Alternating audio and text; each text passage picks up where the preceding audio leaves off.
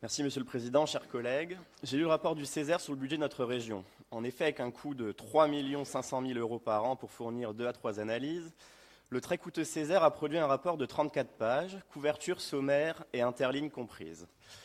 Comme souligné dans ce rapport, les moyens dédiés au développement économique sont en augmentation dans ce budget, le signe d'un volontarisme incontestable pour répondre à une des priorités de votre action, l'emploi.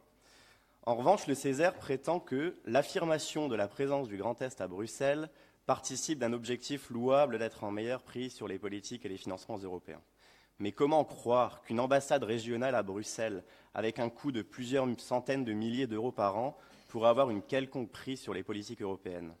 Voici donc une nouvelle obligation des collectivités locales, aller quémander à Bruxelles l'argent qui devrait nous revenir de droit, argent que la France donne, je le rappelle, à perte à l'Union européenne, 20,2 milliards d'euros de contributions prévues pour 2018, d'ailleurs 2,3 milliards de plus que l'an passé, et 9 milliards de pertes sèches plus tard, notre région pourra espérer récupérer quelques miettes.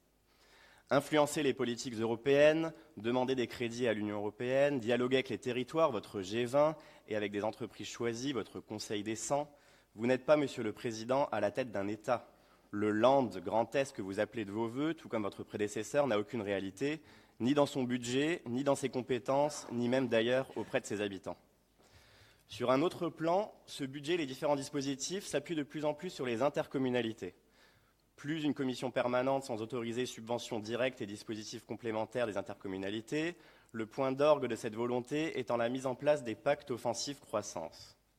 Même si certains dispositifs très pragmatiques et proches des territoires mis en place par les EPCI peuvent trouver notre soutien, notre groupe formule deux oppositions majeures à cette vision.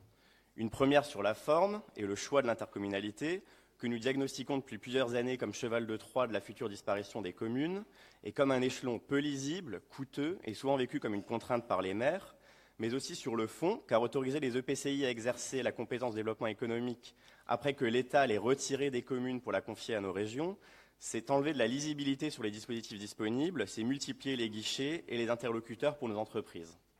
Entreprises qui ne s'y retrouvent pas dans la jungle de vos dispositifs, avec le sentiment que le Conseil régional n'est qu'un guichet que les plus débrouillards ou les plus initiés connaissent. La promotion, la simplification des dispositifs semble être une clé essentielle pour la réussite d'une politique régionale. Or, avec vos agences de développement économique, vos extranets et autres sites web à 150 000 € pièce, cette réalité du guichet unique tant promise semble encore s'éloigner. Concernant l'ESS, ma collègue Dominique Bill va revenir dessus plus longuement. Bien que certains projets sont individuellement louables, globalement, beaucoup d'efforts pour assez peu de résultats. En 2017, cela a représenté des subventions pour 66 équivalents temps plein, hors scope, avec objectif de 100 emplois CDI soutenus par la région en 2018. 100 emplois, Monsieur le Président, alors que dans le Grand Est, le nombre de chômeurs s'établit à 476 810 fin octobre, ce nombre qui progresse de 1,5% sur un an. Par secteur d'activité, les chiffres restent pénibles. Baisse des emplois industriels, moins 1,1% sur un an, et baisse d'emplois dans la construction, moins 1,5% sur un an. Et symptôme de la précarité voulue par Emmanuel Macron, nombre d'emplois en intérim, plus 7% en un an. Notre région au fort savoir-faire industriel se transforme en une région de services. Et votre SRDE2I et vos budgets ne semblent pas prendre en compte cette réalité. Pour terminer, ce budget et vos dispositifs ne prennent pas non plus en compte les fortes disparités territoriales à l'intérieur même du Grand Est, et nous le regrettons. Le taux de chômage par zone d'emploi variant de 5,5% dans la zone d'emploi de Wissembourg jusqu'à atteindre 12,6% à Saint-Dié-des-Vosges, 12,7% à Forbach. En résumé, les différents dispositifs semblent légitimes et pertinents pris séparément, mais nous faisons face à un empilement de mesures sans articulation entre elles, à un manque de priorité. À vouloir donner un peu à tout le monde, on passe à côté d'une vision stratégique globale, nécessaire à notre région, et à côté d'actions ciblées pour établir l'équité entre nos territoires. Merci beaucoup.